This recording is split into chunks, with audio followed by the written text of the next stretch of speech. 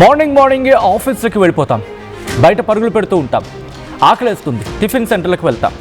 ఇంతవరకు దాదాపు 30 రూపాయలు 40 రూపాయలు ఉన్న టిఫిన్ ఇప్పుడు కనీసం 10 నుంచి 15 రూపాయలు పెరిగే అవకాశం ఉందా? బస్సు ఇది మిమ్మల్ని భయపెట్టే వార్త ఇవ్వచ్చేమో, కానీ వాస్తవం. ఎందుకంటే వాళ్లకు సిలిండర్ ధర పెరుగుతోంది. దాని ప్రభావం ఎవరి మీద పడుతుంది? సామాన్యుడి మీద. ఇంకోసారి భారీగా పెరిగాయి కమర్షియల్ సిలిండర్ ధరలు. ఎల్పీజీ సిలిండర్పై ఏకంగా 195 రూపాయలు పెంచింది oil industries. Commercial LPG cylinder ధరలు పెంచుతూ ఆయిల్ కంపెనీలు నిర్ణయం తీసుకున్నాయి. ఢిల్లీలో 2078కి చేరింది కమర్షియల్ సిలిండర్ ధర. హైదరాబాద్లో 2300కు పెరిగింది కమర్షియల్ గ్యాస్ ధర. 3 వారాల్లో రెండోసారి పెరిగింది కమర్షియల్ ఎల్పీజీ ధర. మార్చి 7న 115 రూపాయలు పెంచాయి కంపెనీలు. ఇంకోసారి తాజాగా 195 రూపాయలు పెంచుతూ కీలక నిర్ణయం తీసుకున్నాయి. నెలలోపే 310 రూపాయలు పెరిగింది కమర్షియల్ గ్యాస్ ధర. ఇప్పటికే 60 రూపాయలు పెరిగింది డొమెస్టిక్ సిలిండర్. మిడిల్ ఈస్ట్ వార్తో ప్రపంచవ్యాప్తంగా ఇంధన సంక్షోభం నెలకొంది. మరి ముఖ్యంగా ఖతార్ మీద దీని ప్రభావం ఎక్కువగా ఉంటుంది. ఖతార్ ఎప్పుడైతే భారీగా దెబ్బతిందో, ఖతారే దాదాపుగా 20% ప్రపంచ గ్యాస్ వినియోగంలో 20% ఖతార్ మీద ఆధారపడుతున్న సందర్భం. భారత్ కూడా ఇటు ఖతార్తో పాటు మిగిలిన దేశాల నుంచి దిగుమతి చేసుకుంటూ ఉంటుంది. బట్ కమర్షియల్ సిలిండర్ గురించి మాట్లాడుకునే ప్రయత్నం చేద్దాం. కమర్షియల్ సిలిండర్ గురించి మాట్లాడుకోవాలంటే భారతదేశంలో మొత్తం ఎల్పీజీ వినియోగం గురించి ముందు మాట్లాడుకోవాలి.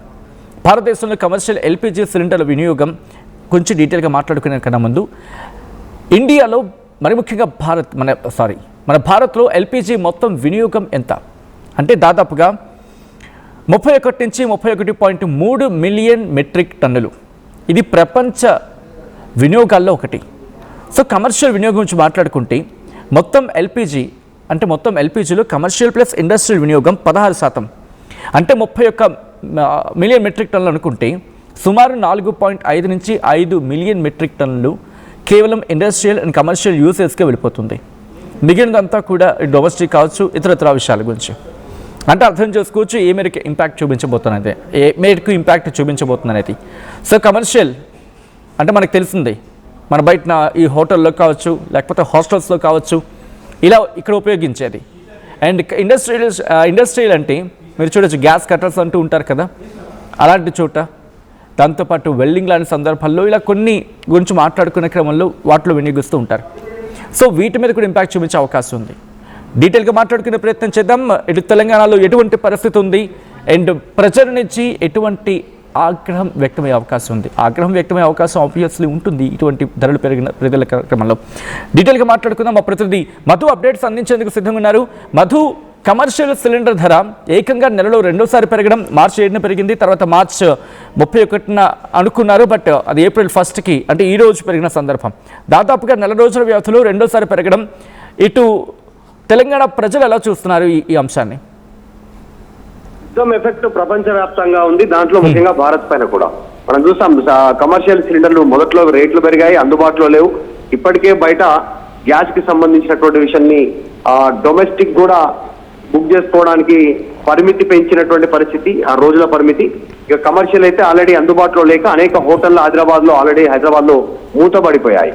అక్కడ ఆల్రెడీ బోర్డ్స్ దర్శనం ఇస్తున్నాయి హోటల్స్ ముందు. కమర్షియల్ సిలిండర్స్ అందుబాటులో లేనందువల్ల కొన్ని రోజుల వరకు హోటల్ అందుబాటులో ఉండదు, తర్వాత తిరిగి తెరుచుకుంటుంది అనేటువంటి కనిపిస్తా ఉంది. దాంతో పాటు కొన్ని హోటల్స్ మేనేజ్ చేస్తున్నప్పటికీ కూడా ఒక్కొక్క ఐటెం పైన 10 రూపాయలు ఎక్స్ట్రా తీసుకుంటున్నారు. మనం ఇడ్లీ ఆర్డర్ ఇచ్చినా, దోశ ఆర్డర్ ఇచ్చినా, లేకపోతే మీల్స్ ఆర్డర్ ఇచ్చినా, ఇంకేది ఆర్డర్ ఇచ్చినా, ఫుడ్ ఆర్డర్ ఒక 10 రూపీస్ ఈచ్ ఆర్డర్ పైన 10 రూపీస్ ఛార్జ్ చేస్తున్నారు. అంటే అది కస్టమర్ల దగ్గర నుంచే వసూలు చేస్తా ఉన్నటువంటి సిచ్యువేషన్. అయినప్పటికీ కూడా మళ్ళీ ఇప్పుడు రేట్లు పెరిగాయి.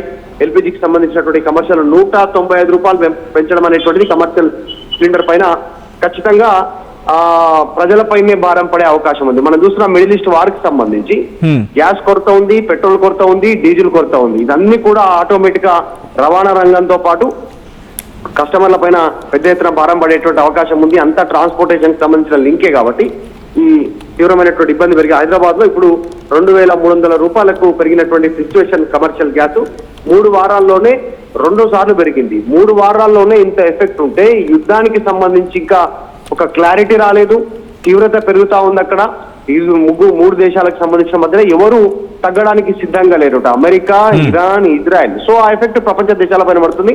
ముఖ్యంగా 140 కోట్ల జనాభాతో తొలికిసలాడుతున్నటువంటి భారత్ పైన ఈ ప్రభావం ఎక్కువగా ఉండే అవకాశం ఉంది.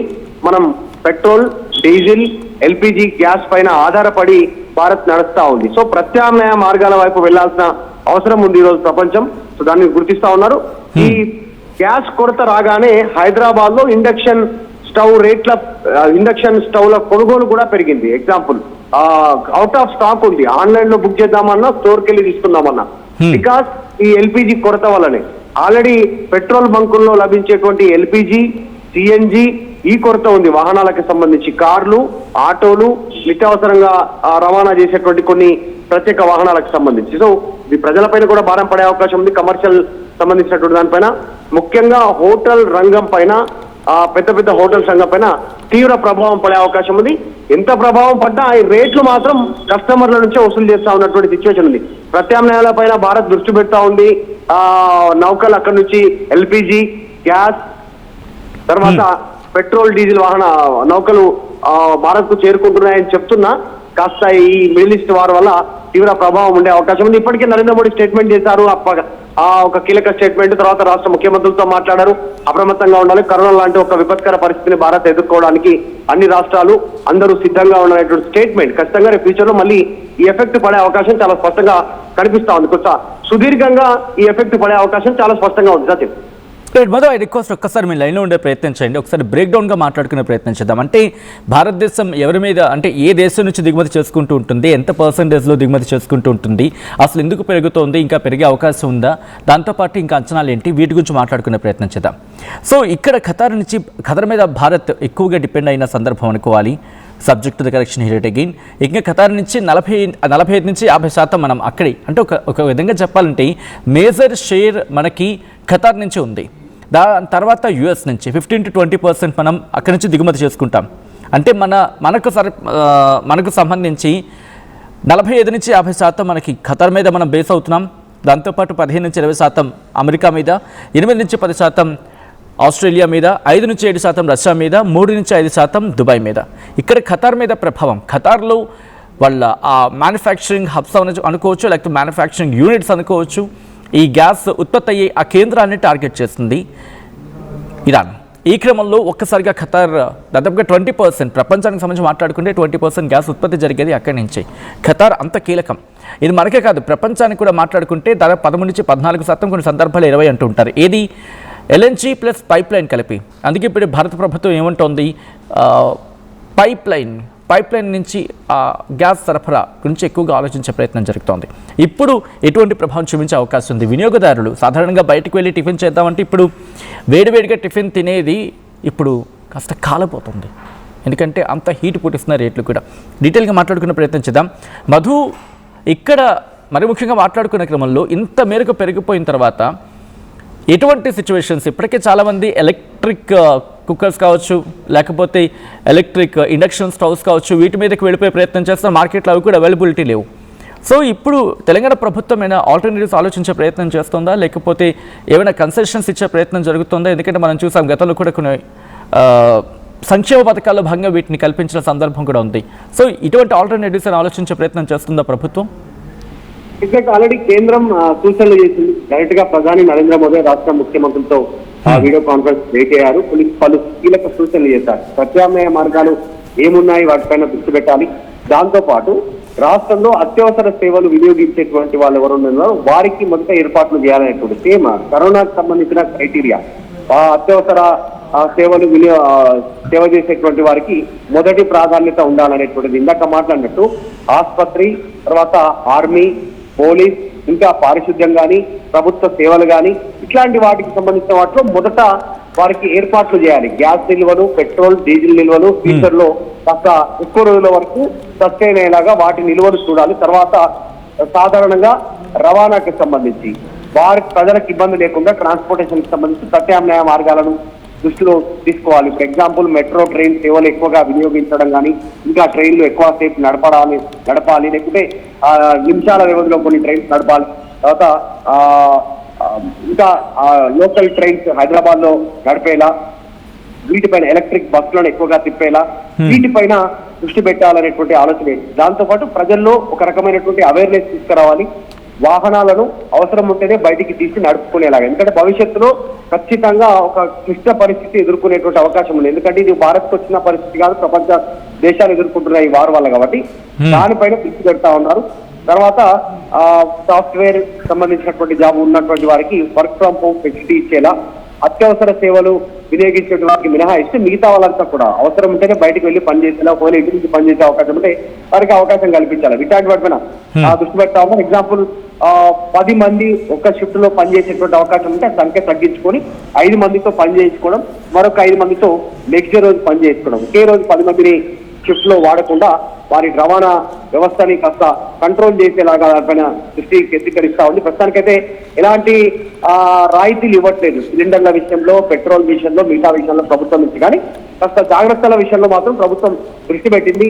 చూడాలి ఎఫెక్ట్ ఎంతవరకు ఉంటుందో. ప్రస్తుతం కమర్షియల్ సిలిండర్ రేట్లు పెరగడం పైన, ముఖ్యంగా హోటల్ రంగం పైన తీవ్ర ప్రభావం పడిపోయింది. జనాలు బయట తినాలంటే జేబుకు చిల్లు పడేటటువంటి పరిస్థితి ఉంది. హోటల్ వాళ్ళు కూడా బయట బ్లాక్ మార్కెట్ లో కొంటా ఉన్నారు. మనం చూసాం నిన్న మన 2-3 వార్తల్లో వలన శ్మశాన వాటికలో 2 నుంచి 3 వేల సిలిండర్లు అక్రమంగా బ్లాక్ చేసి అమ్ముతా ఉన్నటువంటి పరిస్థితి. ఇంకా కొన్ని ప్లేసెస్ ఇట్లా బయట పట్టుబడతా ఉన్నాయి. ఇప్పుడే ఆల్రెడీ బ్లాక్ మార్కెట్ దందా నడుస్తా ఉంది. దాన్ని కంట్రోల్ చేయాల్సినటువంటి అవసరం కూడా ప్రభుత్వం పైన ఉంది. చూడాలి ఏం జరుగుతుందో. ఈ రేట్లు ఇంకా పెరిగితే మాత్రం హోటల్ రంగం అంతా పూర్తి స్థాయిలో దెబ్బతినేటువంటి అవకాశం కనిపిస్తా ఉంది. రైట్ మీద ఒక్కసారి మీరు లైన్లో ఉండే ప్రయత్నం చేయండి. మిడిల్ ఈస్ట్ వార్ ప్రభావం కేవలం అక్కడికి మాత్రమే పరిమితం కావటం లేదు, ఏకంగా వ్యాపిస్తోంది. ఇప్పుడు ఇంకా చెప్పాలంటే విస్తరిస్తోంది. రిపకర్షన్స్ అంటూ ఉంటాం కదా, లేకపోతే ఆఫ్టర్ ఎఫెక్ట్స్ అంటూ ఉంటారు. దాని పెను ప్రభావాలు లేకపోతే దుష్పరిణామాలు ఇవి ఇప్పుడు ఇంకా కంటిన్యూ అవుతున్నాయి. ఇంకా యుద్ధం ఆగిపోకుండానే ఇటువంటి ప్రభావం ఉంటే యుద్ధం ఆగిన తర్వాత ఎలా ఉంటుంది? ఎందుకంటే నేను మాట అంటున్నానంటే యుద్ధం ప్రారంభమైంది 4 రోజులైంది, 4 రోజులు దాటింది, ఇంకొక 2-3 రోజులు ఎక్స్ట్రా అంతే. బట్ ఈ 4 రోజులకి ఇప్పటికే స్టాక్ పైల్ చేసుకుంటాయి ఆయా దేశాలు. భారత్ కూడా అలాగే స్టాక్ పైల్ చేసుకుంది.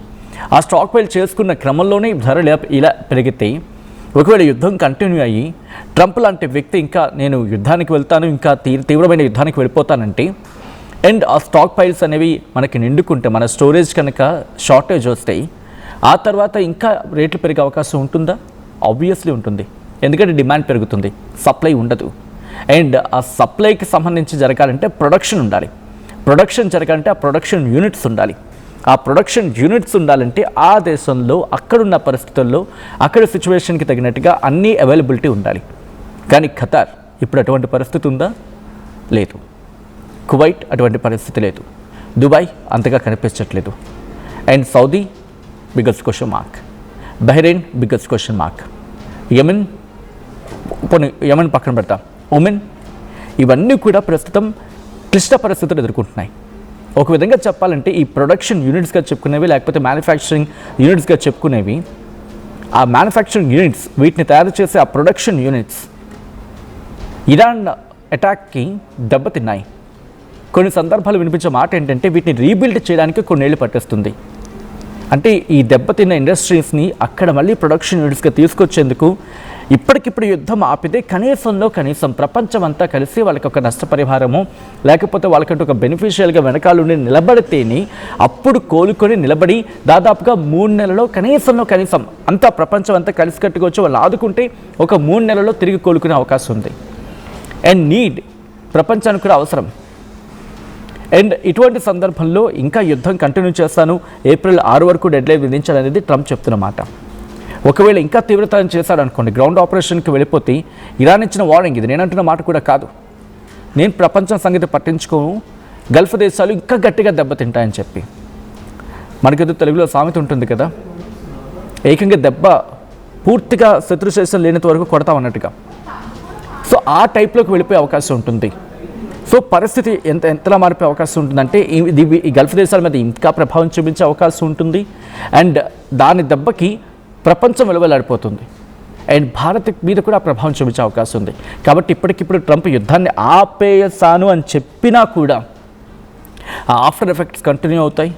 అండ్ ఇప్పటికిప్పుడు ఆపేస్తే బాగుంటుంది, ఆపకపోతే ప్రపంచం వెలువలాడిపోవాల్సిన పరిస్థితి ఉంటుంది. ఎందుకంటే ఇరాన్ తెగించేస్తుంది, నేను పోతే నాతో పాటు పట్టుకుపోతా అనే రకంలా తయారైంది. అండ్ ట్రంప్ మాట వినట్లేదు. ఒక రోజు ఒక మాట అంటాడు, ఇంకో రోజు ఇంకో మాట అంటాడు. ఇటువంటి సిచ్యువేషన్స్లో ఆ ప్రొడక్షన్ యూనిట్స్ ఎప్పుడు అవి మళ్ళీ పుంజుకోవాలి, ఎప్పుడు ఆ మ్యానుఫ్యాక్చరింగ్ యూనిట్స్ ఎప్పుడు మళ్ళీ తిరిగి పుంజుకోవాలి.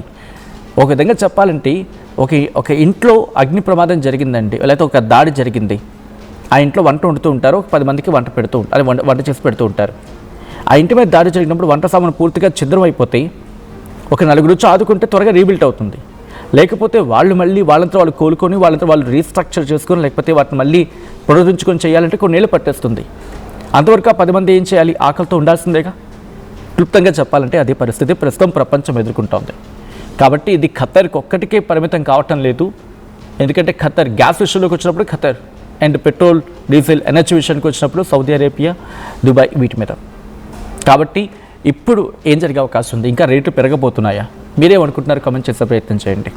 అండ్ ఈ కథ మిమ్మల్ని కాస్త కలవరపరచచ్చు. అయితే మిమ్మల్ని కలవరపడ గురించడం ఆర్టీవీ ఉద్దేశం కాదు, కానీ ఇటువంటి కథనాలు చూసినప్పుడు కాస్త కలవరపడ గురే అవకాశం ఉంటుంది. కాబట్టి దీనికి సంబంధించి తగిన జాగ్రత్తలు తీసుకోవాలని ఆర్టీవీ సూచించడం జరుగుతోంది. This is a disturbing content. Viewer discretion is highly advised.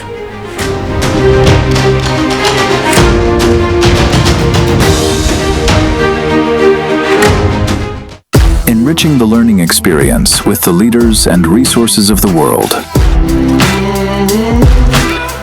KL Global Business School.